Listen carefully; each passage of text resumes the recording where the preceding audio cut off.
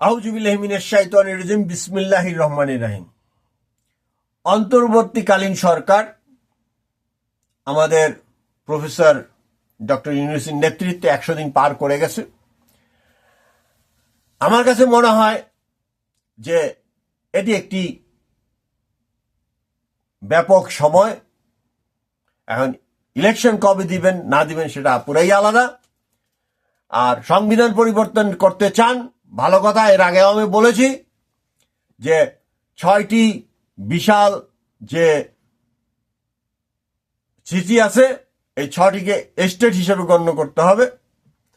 আর পাকিস্তান আমলের যে 18টি জেলা বা 17টি জেলা, প্রত্যেকটা জেলাকে জনসংখ্যা অনুযায়ী যদি বিবেচনা করেন প্রত্যেকে স্টেট হিসেবে ডিক্লারেশন দিতে হবে।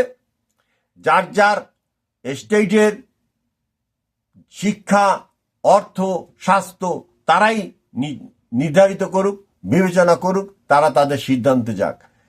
আর যে ফেডারেল সরকার সে তার মতো করে স্বরাষ্ট্র পররাষ্ট্র নীতি, আইন শৃঙ্খলা পরিস্থিতি, কোথায় কোথায় ত্রুটি হচ্ছে কোন কোন উপজেলায়, আন্তর্জাতিক বাণিজ্য, ব্যবসা, উন্নয়ন, ডেভেলপমেন্ট, বিজ্ঞান, এই সমস্ত বিষয় তারা ডিল করুক। যার যার এলাকার ভাগ্য নির্ধারণের অধিকার তাকে দিয়ে এরকম স্টেটগুলো করা হোক।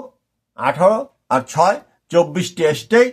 এবং এই 24টি স্টেটের আমি আর একটা এপিসোডে বলেছি যে কারা কারা ওই সিনেটর বা উচ্চ কক্ষের বাসিন্দা হবেন এবং যে যিনি প্রেসিডেন্ট হবেন তার ক্ষমতা বাড়াতে হবে। প্রেসিডেন্ট সরাসরি থাকবে, প্রেসিডেন্টের অধীনে প্রতিরক্ষা মন্ত্রণালয় থাকবে সরাসরি। এবং প্রধানমন্ত্রী যেটার মধ্যে অসন্তুষ্ট থাকবেন সেটাই তিনি প্রয়োজন বোধে অনুমোদন নাও দিতে পারেন, কিন্তু প্রেসিডেন্ট ফাইনাল। প্রেসিডেন্ট যেটা সিদ্ধান্ত দেবে সেটাই ফাইনাল। এবং প্রেসিডেন্ট অনেক কিছুই এই যে স্টেটগুলো থাকবে তাদের মতামত নিয়ে যে কোনো মন্ত্রী, যে কোনো সচিব, যে কোনো ক্ষমতাবান লোককে প্রেসিডেন্ট সরাসরি বরখাস্ত করে দিতে পারবেন। তবে প্রেসিডেন্ট যদি কোনো প্রধানমন্ত্রী বা মন্ত্রীকে বরখাস্ত করেন তবে তার সদস্যপদ বাতিল হবে না, সদস্যপদ বাতিল হবে না। এইভাবে সংবিধানকে আরো শক্তিশালী করতে হবে এবং দুষ্ত্রুটি পেলে যাতে প্রেসিডেন্ট তাকে বরখাস্ত করতে পারেন, এই জন্য প্রেসিডেন্টের কাছে কিছু অসীম ক্ষমতা থাকবে। আবার এমন হবে যে সংসদ ধূপ করে পড়ে যাবে না। একজন পিএমকে যদি তাকে ক্ষমতা থেকে সরিয়ে দেওয়া হয়, দলের অন্য কেউ সেখানে আরেকজন পিএম হিসেবে আবির্ভূত হবেন এবং তার সদস্যপদ থাকবে, কিন্তু আর কোনো পদ প্রধানমন্ত্রীর থাকবে না। এরকম ভাবে কোনো মন্ত্রীরও যদি বরখাস্ত করা হয় তার সংসদ সদস্য পদটা থাকবে, হয়তো সে কোনো কাজে আর অংশ নিতে পারবেন না। এখন কথা হলো যে সংস্কার তো একটাই, সেটা হলো দুর্নীতি মুক্ত করা।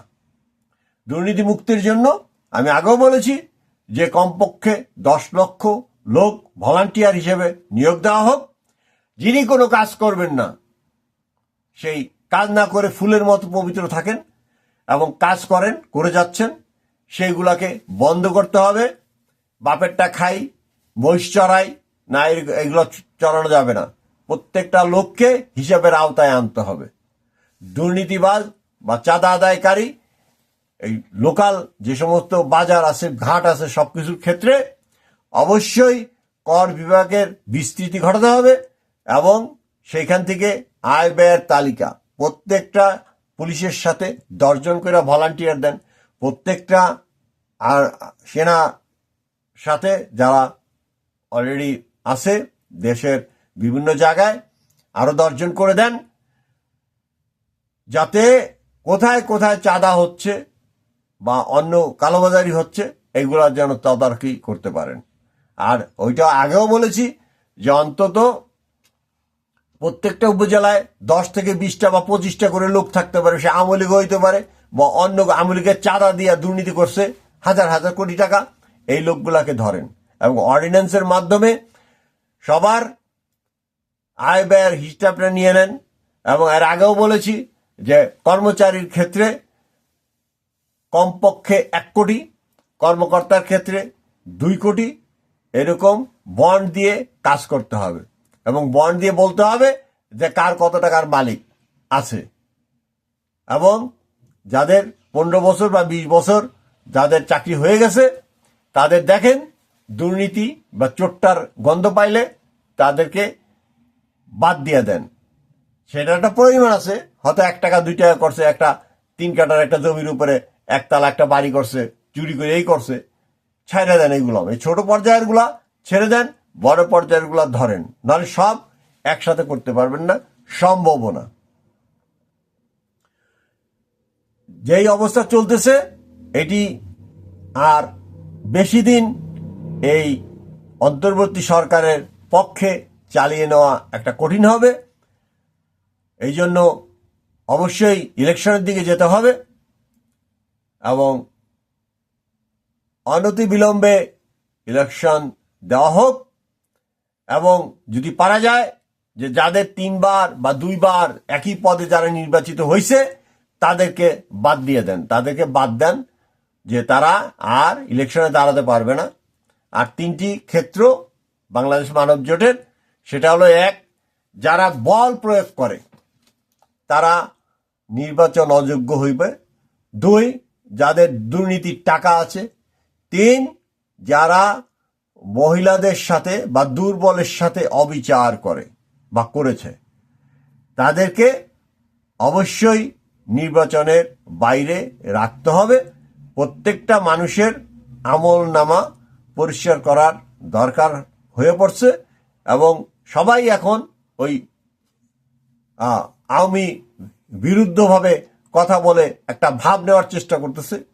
অনেকে ধাড়িবাজ বা জুলুমবাজের মতো কথাবার্তা বলতেছে যে এই করে দিব ওই করে দিব। এই লোকগুলো তো ভালো ছিল না, এগুলোও ভালো ছিল না। দেখতে হবে যে যারা নিকৃষ্টভাবে কথাবার্তা বলে বা নিকৃষ্টভাবে কথাবার্তা বলতেছে তাদের কাজ কারবারও এরকম, তারাও ওই দুর্নীতি সংশ্লিষ্ট অথবা দুর্নীতি করে আসছে বা ভবিষ্যতে সুযোগ পেলে করবে। কাজেই বাংলাদেশকে মেইন যেই সংস্কার একটা দরকার প্রথমেই, সেটা হলো দুর্নীতিকে উচ্ছেদ করা। বাংলাদেশের অন্তর্বর্তীকালীন সময়ের প্রধান প্রফেসর ইউনূসকে এই অনুরোধ জানিয়ে শেষ করছি আজকের ভিডিও। আল্লাহ হাফেজ।